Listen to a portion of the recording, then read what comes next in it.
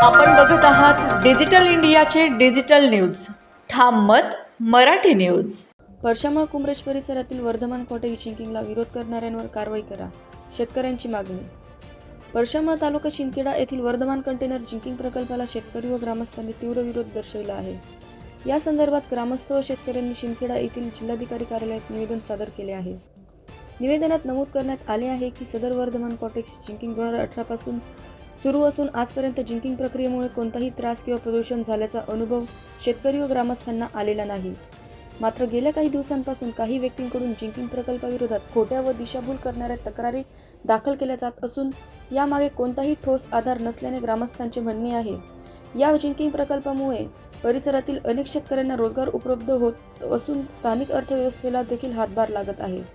त्यामुळे केवळ गैरसमजातून किंवा वैयक्तिक हेतूने दाखल होणाऱ्या तक्रारींमुळे जिंकिंग प्रकल्प बंद करण्याचा निर्णय घेतला जाऊ नये अशी मागणी निवेदनाद्वारे करण्यात आली आहे.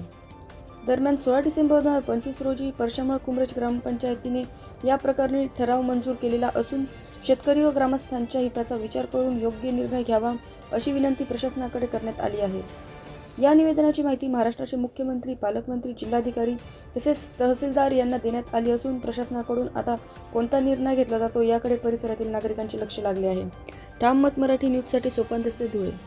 दिनेश पाटील, परसावळ गावाचा शेतकरी आहे. आम्ही वर्धमान जिनिंगविषयी संदर्भात आलेलो आहे.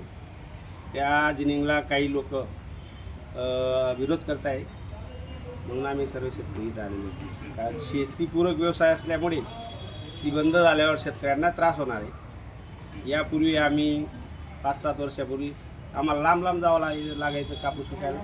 जवळच झालेलं आहे आता आमचं सेंटर, म्हणून आम्ही त्याला पूर्ण अनुमोदन द्यायला आलेलो. मी शेतकरी आहे.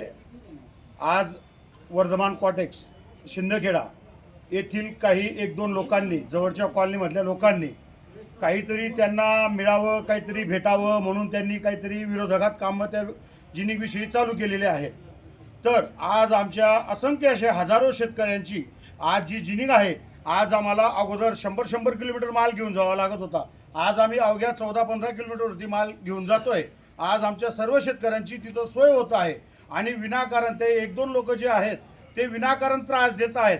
फक्त आमच्या जिनिंगला, आमच्या शेतकऱ्यांसाठी आमची जिनिंग चालू पाहिजे, आम्हाला शेतकऱ्यांना न्याय मिळायला पाहिजे, आमची सोय व्हायला पाहिजे. यासाठी जिनिंगविषयी जे काही लोक, जे काही विरोधक जे काही वागतायत 2-3 लोक, त्यांच्याविषयी कारवाई व्हायला पाहिजे, हेच आमचं म्हणणं आहे. महाराष्ट्रातील ताज्या घडामोडींसाठी पाहत रहा ठाम मत मराठी न्यूज. तसेच आमच्या चॅनलला लाईक, शेअर, सबस्क्राईब करायला विसरू नका.